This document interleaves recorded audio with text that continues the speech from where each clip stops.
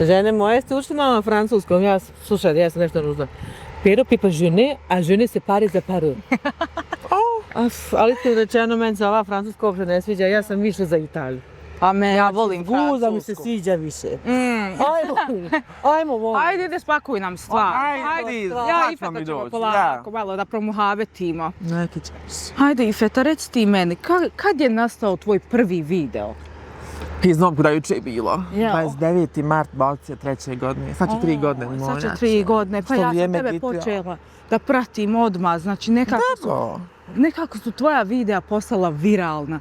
Otkud ideja baš da Ifeta bude taj lik? Pa eto, tako nešto sam sjedla. Miš bila tužna i šta ja znam. Dričala sam. Motorijet. Što? Ma eto, nešto mi se sve skupilo i to. Mislim, dričao, kvalin sam bio. I ovako... I ovako uzmem telefon i kameru metem na krevet i snim video. Iz prvi? Isprvi. Ma svaka ti čast. I ja to imao sam sreću da je prvi ti video postao viralan, hvala mojim pratiteljima. Ifeta, starobosanska žena koja, eto, nas podsjeća na naše nane, na naše bake. I baš taj prvi video je otišao viralan. Kako se Aldin s tim nosio? Pa znaš kako, to je dobro, ali nosi neki pretisak sa sobom. Je li bilo puno pritiska od nepoznatih ljudi, loših komentara? Pa ne bi ja to tako rekla, nego oni... Jednostavno ti od jedne osobe koja je došla nešto tuda čistila, šetala, nebitno, odjednom uđeš u market i sad prilazite, na primjer, znaju te. Znaš, nekako to je sve prelijepo. A za nas koji smo teke mentalno malo nekad labilniji, malo to je, znaš, pronuha istor. Pronuha. Ja. A kako si nastavio dalje? Kako si skupio snagu da nađeš volju i želju da i dalje snimaš? Pa komentari ljudi. Loši komentari. Ne, dobri komentari. Dobro. Kad vidim sve te lijepe komentare, onda stvarno, ne mereš sad, znaš, bude ti drago. Da, evo mi smo nedavno bili u Gračanici, ti živiš blizu Gračanice i zaustavili smo jednu ženu koja je rekla da njen sin sa posebnim potrebama voli da gleda tvoja videa i mnogo se smije. Ja znam da moja djeca isto vole tvoja videa. Mislim da to tebi onako puni srce jer si ti jedna emotivna osoba i da ti da to elana da i dalje snimaš. Pa naravno. Mislim, takvi komentari, sad sam malo već više Albin, takvi komentari kada je riječ o nekim ljudima koji su nekim teškim životnim trenucima ili konkretno kada je, ne daj Bože, bolest u pitanju i tako dalje, to je nešto što zaista nema te suradnje, nema te novčane, da kažem, naknade koja, ali zaista, to nije sad kao kliše rečenica, to je zaista tako, nema te, to se ne može platiti, to se mora doživjeti da neko napiše pratim te, ne znam, uljepšao se mi dan dok sam u bolnici, na primjer. To je stvarno nešto što se ne može ni pošto, ne može se kupiti, to je prelijep osjećaj. To je prelijep osjećaj. A koliko će Ifeta još da snima? Da li Ifeta ima neke planove za dalje? Pa Ifeta, ja sad snimat ću dokle god ljudi to želi gledati. Što se tiče Ifeta je nepredvidiva dosta, kao i Aldin. Tako da kod mene se nekako nikad ne zna. Ja zaista ću učiniti sve da budem što interesantniji, što duže. Naravno, publika je tu da odluči na kraju koliko oni dugo žele gledati Ifetu, tako da...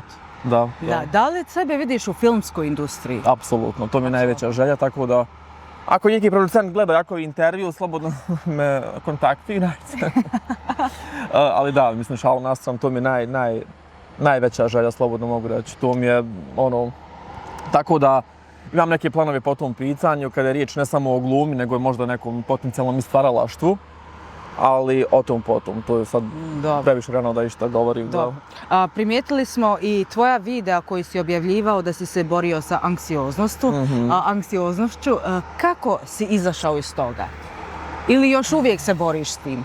Pa mislim da ću se negdje zauvijek boriti s tim, ali to je neki splet okolnosti, ja bih rekao. Sad ne mogu reći tačno recept, desilo se to, tako da ovu temu bih negdje ostavio za neke naredne, buduće ali momente. Evo, pobjedio si anksioznost i u sred Milana, centru mode si bio Ifeta. To je zaista onako... Veliki korak. Baš sam išao protiv sebe, da. Jel bila trema? Pa jesu. Ali, na primjer, ja da sam ti, ja bi bila ponosna da sam Ifeta, da sam taj lik i da to obučem i da kroz Milano idem tako, jer u Milano to niko ne gleda. To je interesantno. Da. To je ono što ja mislim da ti treba da prevaziđeš. Pa eto, mnogi viču tako kao što i ti vičeš, da bi, ne znaš, ko Ifeta viču, ja bi to. A Ifeta se bori. Ifeta se ne bori, Aldin se bori.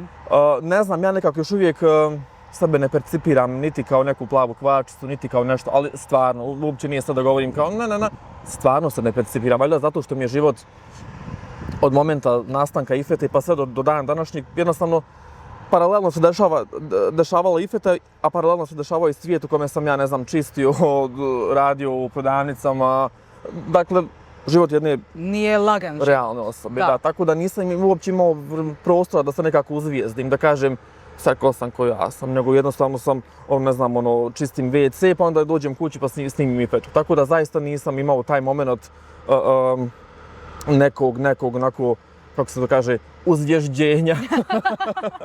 Izmislila sam ovu riječ. Dobro, to nam je sve od Sanje prešlo, od naše jetrve. I jedno pitanje za kraj ovog dijela intervjua. Styling. Ko je zaslužen za styling Ifete? Za styling Ifete bi se zahvalio, sad neću otkrivati ime, pošto nisu ljudi iz javnog života, ali znaju oni, to je jedna od prvih kafa gdje su ljudi koji su me pratili u tom momentu željeli da me upoznaju. I onda sam pristao da idemo na kafu baš kod nas u Gračanici. Oni su mi za poklon, za hediju, donijeli ovu suknju i maramu. I onda sam ja od tog momenta konstantno to koristio, tako da hvala im puno na tome. A što se tiče ovog džempera, to mi je dala tetka. Da. Divno. Tako da, izvini, molim što prekidam, publika je primijetila da mi je malo omanjao. Kaže, Popravila se Ifeta. Kaže, mora da si ga sušla u sušilici, nego sam neko sušla suho meso. Zato mi je omanjao, ali dobro. Dobro, Ifeta je prepoznatljiva po tomu. Pa jeste. Baš po tom tako da stylingu. mnogi kažu promijeni, neću da mijenjam još uvijek. Ne. Dok god mora se namući i kako ja ću navlačiti. Hvala za ovaj dio intervjua. Ništa, hvala tebi.